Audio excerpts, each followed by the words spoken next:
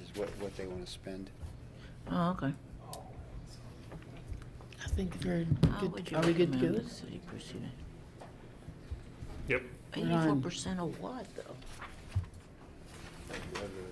4 o'clock, calling the Park and Recreation Committee together. Roll call, Ann Zimmerman? Denny Walgren. Bruce Richardson, Larry Pankratz? Bonnie Schamberger? John Miller. and I don't see any guests today. I'm sorry to interrupt. If you can do 1A of the agenda to request staff confirmation of the Kansas Open Meeting Act. Okay, please. sorry. Request confirmation of the Kansas Open Meetings Act. Required notice has been properly provided. It was. Thank you. Thank you. No guests. Citizens Forum, nobody there. Approval of the agenda. Make a motion to approve the agenda. I move we approve the agenda. I second it. Thank you. Motion passed. Take We should Oh, vote. yeah, gotta have that. Vote. All approved, say aye. Aye. Same sign for nay.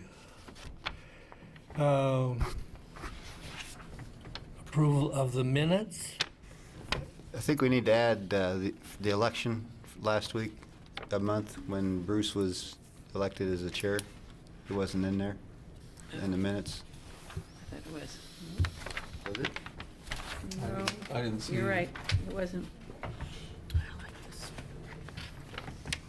It was somewhere listed somewhere. Let's see. Who was it? You are correct. It's not in there. I approve I motion for the minutes to be approved with the addition of the results of the chair voting last month. I'll second it. All in favor, say aye. Aye. All say no. Same thing. Activity reports. So I just want to make sure I understand, and the board also understands. Currently, the chair is Bruce Richardson, and the vice chair is Matthew Smith. Is that right? Just to make sure we're all the same. And Matthew's not in attendance today, but okay. I thought that Matthew said that he was going off, but do you? He was reappointed by the city commission Oh, from his application to. Was? However, we will reach out to him and have a conversation. okay. Is he on Morgan's list to send out things to? Yes. Okay. Thank you. So, activity reports. Again, I'm going to highlight some, as I normally do, highlight some items that I feel are necessary to be highlighted, and if there's any questions or anything that the board has to ask, please do. Under parks and park staff completed several projects that we've been working on for several months regarding the master plan, picnic tables. We replaced wood tops and wood seats on picnic tables. Started wood or lumber replacement on park benches, replaced all the water fountains with new drinking fountains that are pictured on the activity reports. Jerry Ivey Pond is filled and seeded, and it's already growing grass. And they rough cut using a rough mower, the disc golf course at Berkeley recreational area. And I guess we're unofficially calling it Berkeley Disc Golf Course. And it's that time of year, summer's over, so a lot of things are getting taken care of in our landscaping forestry world to get ready for next year already. Lakewood accomplishments. Lakewood, if you recall, we reported through an activity report in the past that Lakewood Discovery Center received a $5,000 grant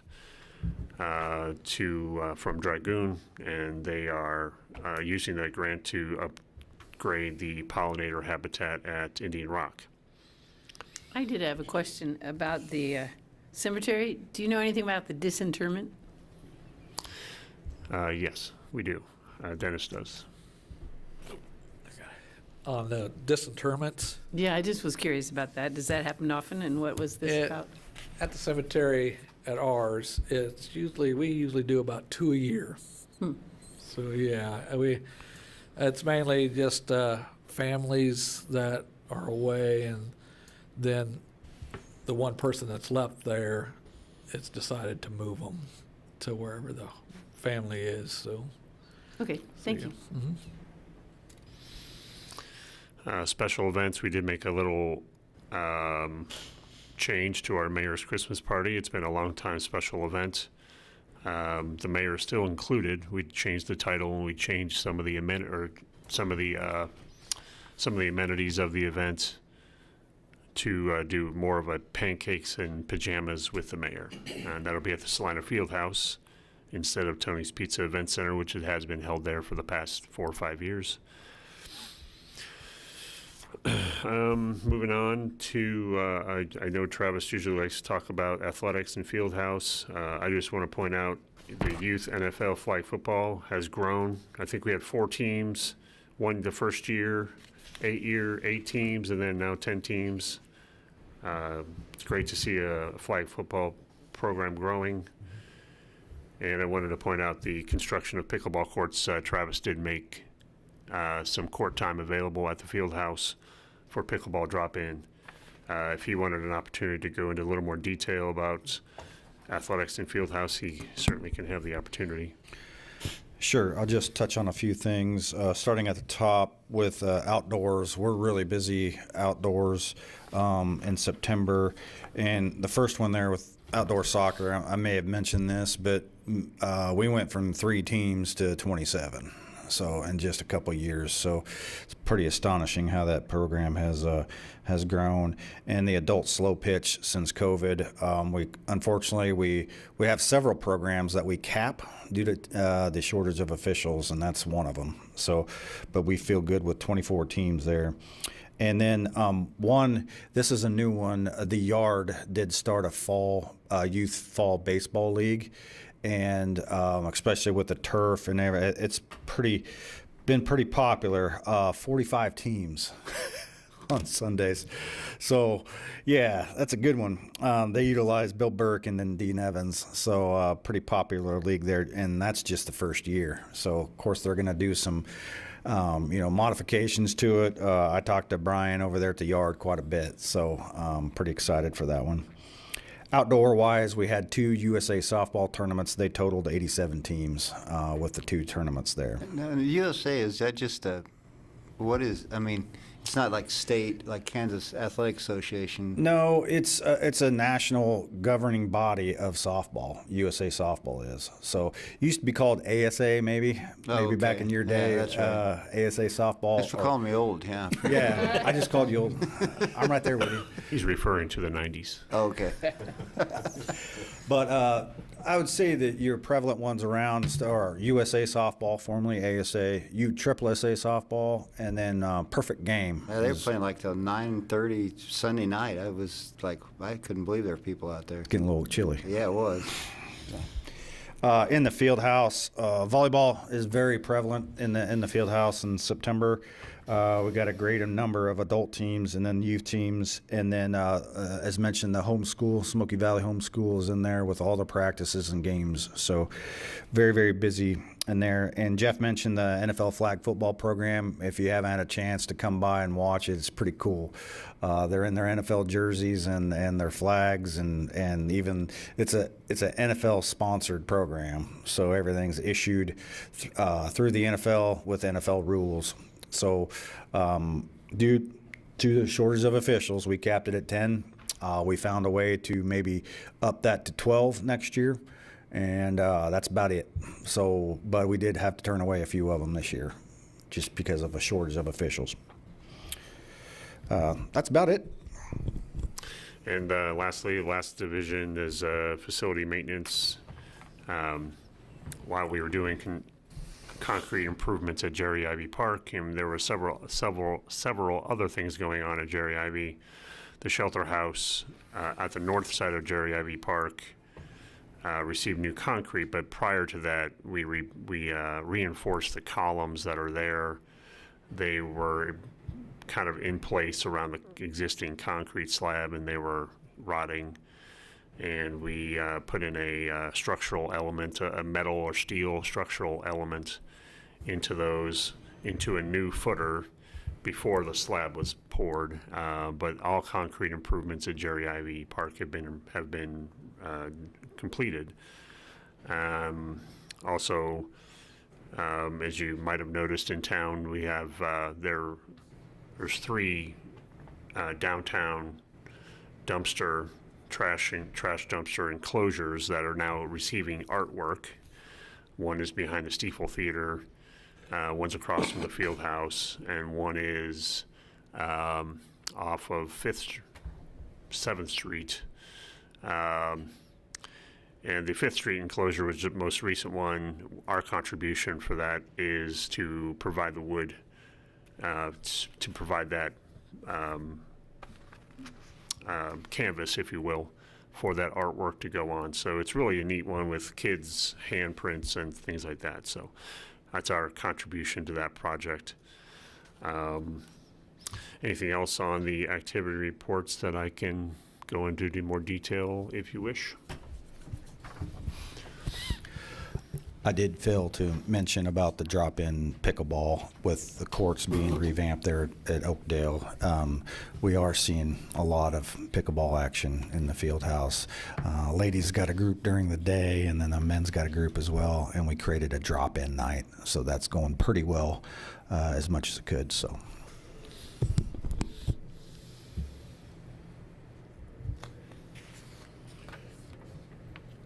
Okay, any new business? We have 2 items under new business. In your packet, there is 2 documents, kind of large. I've talked about the Salina Parks and Recreation Master Plan since I've been in my position for about 2 years now. The master plan was something that the city engaged with a master planner for Parks and Recreation in 2018. And then in 2019, a list of 187 items were developed to address deferred maintenance in parks. My operating, my marching orders was to try to complete as many of these, or if not all of these 187 items on this deferred master plan list. Every year for the past 2.5 years, I've provided a presentation to the City Commission about what our plans are, what we've accomplished, what's currently on our plate, and what we have to look forward to in the next year. Just this past Monday, I provided a partial report to the City Commission at a study session from the presentation that you have in your packet about what we've accomplished this year to address those 187 items. And then also what's on our plate right now, what we're currently working on right now, and then what we look forward to accomplishing in 2024. The first, and I say a partial presentation, I didn't finish. So November 6th, I'll be finishing that study session with the city commissioners to discuss the remainder of my presentation, what we've accomplished, and what we have on our plate and what we're looking forward to for 2024.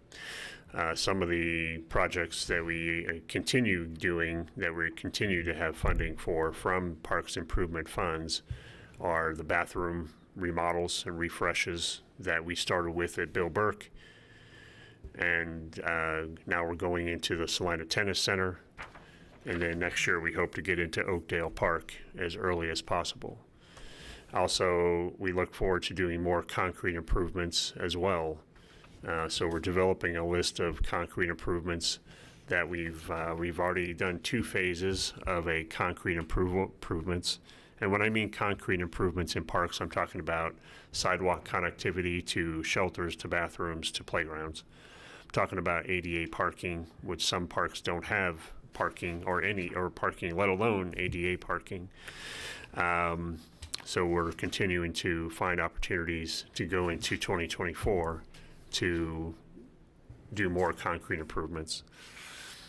I wasn't intending on going into full detail or providing you a full presentation because we might be here till like 6:30.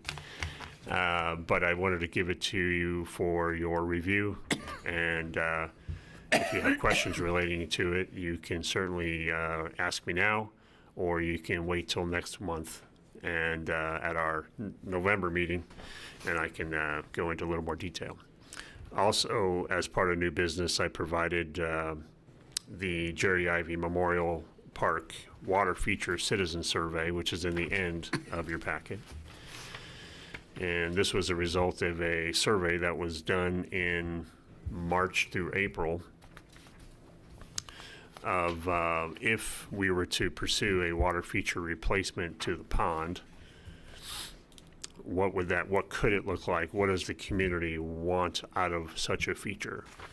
So those were the results of the survey. I also provided that survey results to the city commissioners. Nothing, and I guess nothing came out of the survey that was super definitive, other than they wanted a flowing type feature, some natural elements to it. So we have some objectives of looking forward to a water feature at Jerry Ivey Park that would complement the memorial nature of the park. It's a memorial to a police officer. We would address some of the sidewalks that are not in great shape. We have a stream feature that was part of the pond that we need to address. We have a gazebo that is very, very popular that we need to incorporate into our future design. So there's lots of objectives, and one of the slides in the master plan presentation kind of goes into some of our objectives of what a design and engineering of a water feature at Jerry Ivey would look like. So we talked about it last month, and I realized I had not provided you that citizen survey, and I'm making sure you have it in front of you today. And that's what I had under new business. On the citizen survey, so how do you pull the information that you need to decide what kind of feature we're going to get from it? Well, I think that's an interesting question. It was like, as I stated, it wasn't definitive to pointing to one thing. We knew we wanted a water feature. We knew that the community wanted a replacement water feature.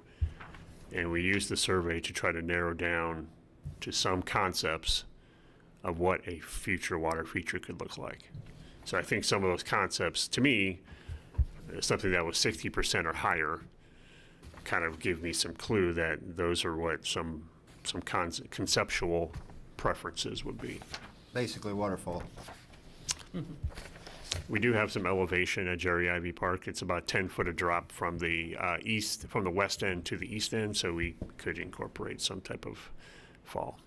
The concern, I guess it's not a concern, but we have a waterfall type feature at Sunset Park, and is a source of continual maintenance, cleaning of leaves, pumps, motors, leaking of water. So it is something we would need to incorporate. If that is the direction that we go, we would need to incorporate some ability to lighten our load when it comes to maintenance of such a feature. Isn't a lot of the problem at Sunset how long it is, though? I mean, if you just have one where it's at and not include the whole stream? Certainly, I would say, I'm not sure if the problem relates to how long it is, but it's the collection of debris, leaves. Yeah. So obviously, in the sense of being larger, creates more in demand for maintenance of it being larger than, yes.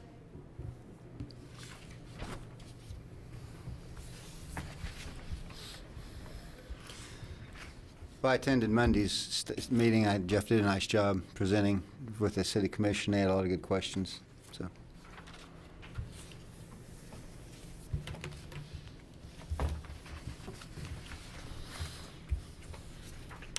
Again, if you don't, it's a lot to take in. There was 56 slides or so, so if you want to review it at your leisure, help you go to bed at night because it's boring, whatever that looks like in your world. But if you want to hold on to questions or write them down or save them for the future, that'd be fine too. That's up to you. Not that we need to take the time in the meeting, I guess, as well, in respecting your time. Is there really one of these water features that wouldn't require, I mean, I'm going to say like removal of debris? I mean, as I look through them, I don't know that there is anything, is there? So I'm sorry, your question? Well, is there any water feature at all that would be the least Maintenance. cost Oh. effective? For maintenance purposes, you mean? I think with any water feature, it's kind of like a swimming pool. You have a pump and a motor that needs to be maintained. You have a cleaning requirement, and that could be daily. You have a chemical treatment component to prevent algae from forming. You have, so there is, they all have a maintenance requirement with it. And I guess if we were to pursue a design and engineering firm, you know, we would want them to give us some expertise on what would be less and what would be more maintenance. Sure. I don't think I would have all the answers based on based on the citizen survey.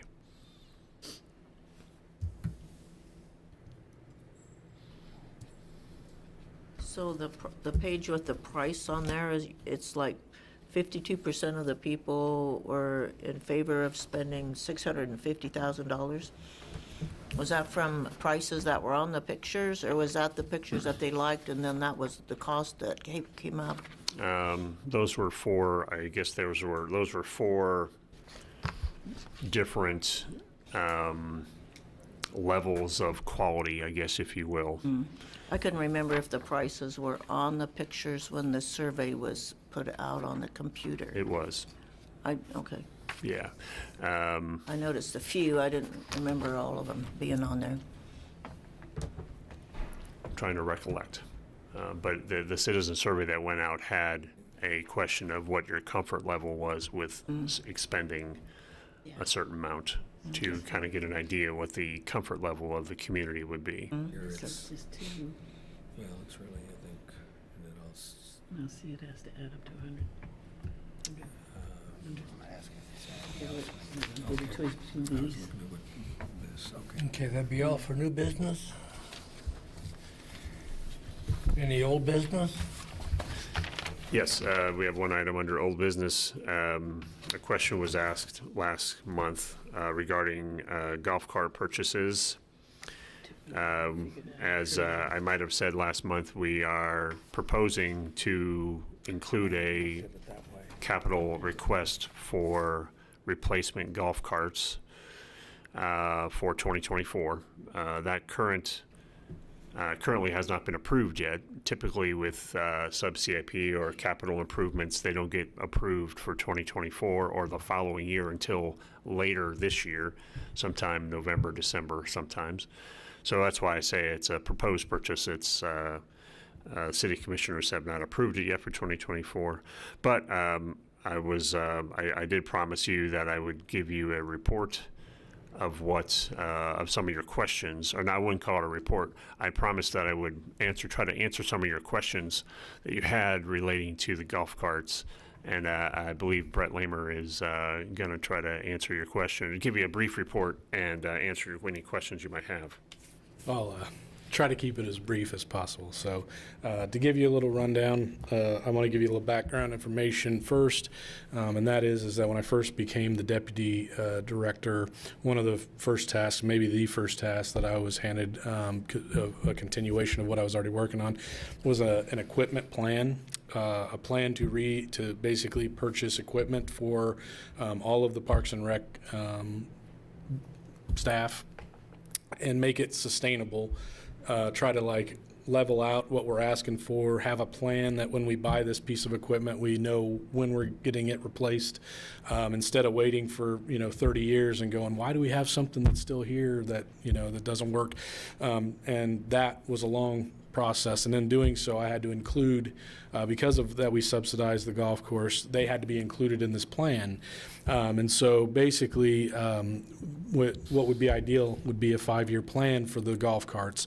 Unfortunately, it just doesn't fit into the grand scheme that we'd have these huge spikes every 5 years, and we weren't able to do that. So that was the main reason for going away from a 5-year. So when it came to leases, the lease, the most common is 48 months, which is only 4 years, and we could get a 60-month, but it came with not really a big discount. And so what we noticed is if we want to buy the carts outright and do them on a 7-year plan, which is what we currently have or what we're currently planning, it was cheaper per cart to do that than to lease for that 5-year, or that definitely with that 4-year, because essentially over that lease, you're still paying for the amount of carts. You just get, you just have a plan, like a better plan for to turn those carts in and get money, and that sort of stuff. So you still buy the carts essentially, so you're still paying the same amount. So to stretch that over 7, it was cheaper for us to buy outright, and it fits into the rest of the plan. Some of the reasons that they were going with gas, like electric versus gas, was this go round here in 2014 was the only time in the history of the golf course that they've actually used gas. The reason they did that is at the time the warranty was longer, and we were really focused on that. It was like a difference of like a year. So they bought the gas carts. Since doing that, they realized that there's a couple of reasons why they don't want to do that in the future. One being the amount of maintenance that has to be performed on the gas carts. You have to change oil in all of them. You have to change cylinders. You have to change all these things that a mechanic would do, and they currently do not have a mechanic on staff. So it was they were doing it with the staff that they have, which is the maintenance staff, which is the staff that should be out taking care of the turf and all that. The other reason is that the golfers, from the ones that are the most vocal anyways, is the gas carts are loud. They're just not the same. They don't care for them. And so they decided, okay, when we go get them again, we're going to get electric. Since the time that we bought them in 2014, there's been incremental changes in batteries. Before, they were all lead acid, so you'd have like 6 to 8 batteries on the cart. You had to make sure they had water in them and all that. The new ones basically are lithium, and essentially you have to check tires and you have to check some bearings, and that's about it. So they are essentially not maintenance free, but very, very close. They're quiet. They recharge very quickly. They can take a couple different runs on the 18 holes before they have to be recharged versus the lead acid, and they don't have to be filled with fuel at the end every single time. So that's another maintenance item that has been taken off, so it just makes a lot of sense. So they actually have a breakdown, and if I would have had it in my hand, you guys would have had it as well, is they did a breakdown over the cost of the battery version versus the gas version, and then also adding in all the maintenance that they had to do between purchase and when they resell, and it ended up being that they were pretty much neck and neck, if not the gas being more expensive with all the maintenance that they have to do on them. So that's the reason to go with electric. And then I read in there, I think that, or the question had posed, like, why don't we just try to do a few instead of all 50 at one time? There's a number of reasons. I knew of a couple, and then I got the golf course manager shared with me one right before I came in here that I hadn't even thought of. Big one is the bigger the more that you buy at one time, the bigger the discount per cart. They're willing to give you quite a big discount per cart if you're buying 50 and trading in versus if you're only buying like 10 or 15. So that helps lower the individual cost of the cart. The other thing is we're already 9 years old. This season's going to be 9. If we did it incrementally, those ones that we held on to just would not make it in that we have to redo them now. once we get them all bought, then we can think about maybe doing them in an incremental fashion. But the ones we have now just won't work. We have to get them all replaced.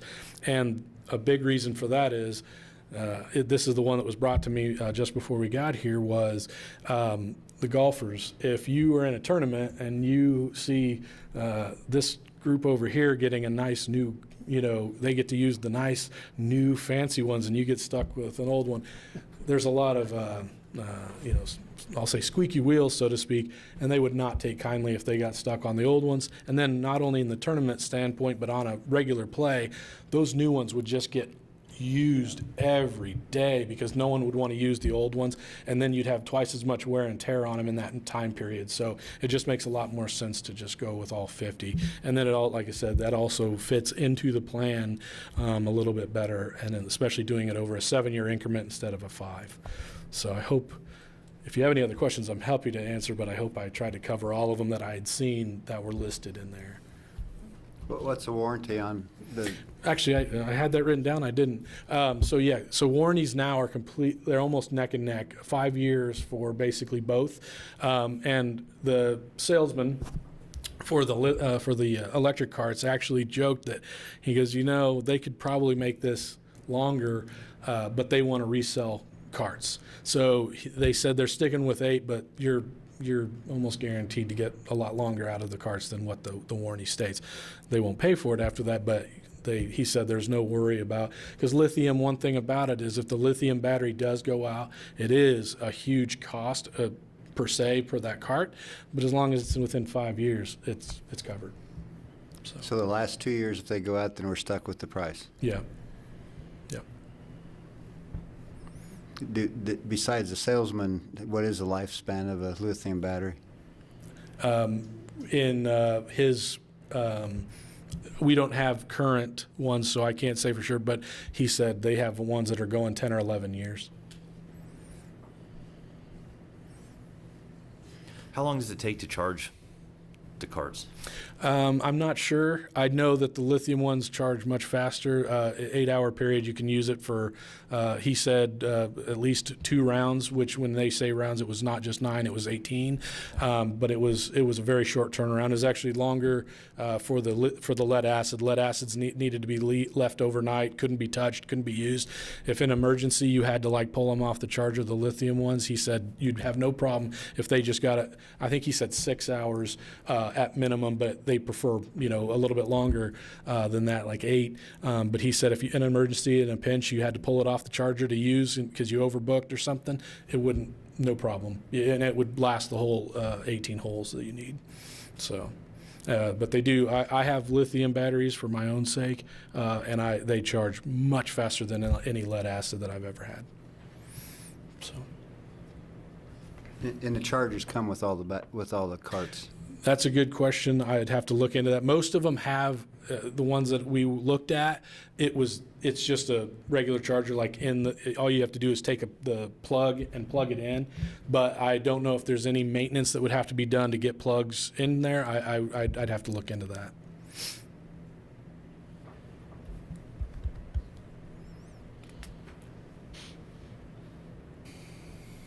Any other questions? I think you pretty well answered them. I hope so. I hope so. Project updates? So Pickleball is, if you've been through Oakdale Park, they are planning on painting next week. It's, and that's why I was, just before the meeting started, I was asking Denny what kind of colors would be recommended for the kitchen area of a pickleball court. So You might explain what that means for non-pickleball people. No appliances. well, I'm going to mess it up, so Denny may have to correct me. Well, first I would just say, look at the tennis courts we have with the blue and the green right now. The only thing that would be different is in pickleball you have this kitchen line that's, from the net 7 feet out. And that area, we were talking about painting that gray. Just easier to see because you can't get in the kitchen area unless the ball bounces in that area. That was better than I can answer. It is I've seen them both ways. I've seen pickleball courts painted just two colors, green and blue. I've seen it, colors of whatever organization you're with, whether it be a school or, I've seen some different color combinations. Our intention is to stick with the similar colors of tennis courts that we have in our system now, new tennis courts that we have in our system. The one question I had was about that kitchen area, because I have seen pickleball different color in the kitchen area to give that visual definition for that area. So pickleball is coming along very, very, very nicely, very quickly. The remainder of the concrete sidewalks were poured on Monday, and they're going to be painting next week. They're doing site work today to try to bring the soil back up to that sidewalk line, so it looks like it's a finished product.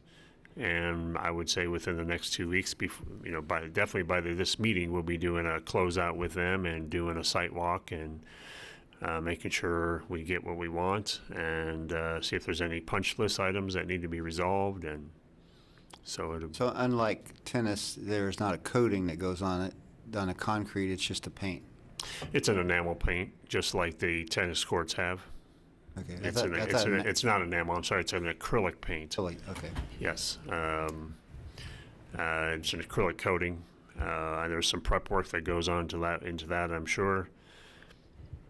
Tennis bathrooms, the facilities maintenance staff have started working with vendors to get them into the tennis complex for the bathrooms for the tennis complex at Kenwood Park. Work with masons and plumbers to get them started so we can get that underway. And just this past Monday, there was a commission action item for the former skating pond at Oakdale Park to be demolished to allow for a future improvement. One of the master plan items was to use that area for a future improvement. And we are moving forward with the demolition of that skating pond. I know there's a lot of history with that area, and I know there's a lot of some sentimental attachment across the community. The artwork that was in there, which was a painting of the former skating rink, was not a. We didn't have to decommission that artwork as we do with many art pieces. It was a project that was supporting the River Festival in 2012, and it was something we wanted to move forward with. I think some of the future improvements you're going to see are related to the Smoky Hill River Festival and how they use that area, and so just want to let you know. I think as a whole, all the restrooms that are getting redone are looking really good. I mean, they can be dingy and not very inviting. Not the restroom doesn't have to be inviting, but Troy's group's doing a good job. Yep. The thinking about it, because we were at Lakewood Park on the north side yesterday, that style bathroom is probably not going to be refreshed or revitalized. We are going to be looking at an alternative bathroom. It's more of an open air camp style bathroom. We have a similar model at Ivey Park on the south end, so we're going to be replacing those bathrooms with a more of a prefabricated unit, something similar to what we put into Bill Burke Park. The Ivey bathroom is quite important because we want to provide that bathroom to support tennis events and tennis play at the new tennis courts over there. So. And that's the project updates I have for you. And again, if there's something that I didn't cover, please feel free to ask. Anybody got any questions? So is there any general announcements of any kind? None? I don't have any general announcements at this time, unless someone from the board does. Okay, anybody take a motion for adjournment? Move we adjourn. I'll second it. Okay. We should vote. All in favor, say aye. Aye. All opposed, say some sign. Meeting adjourned. Great, thanks.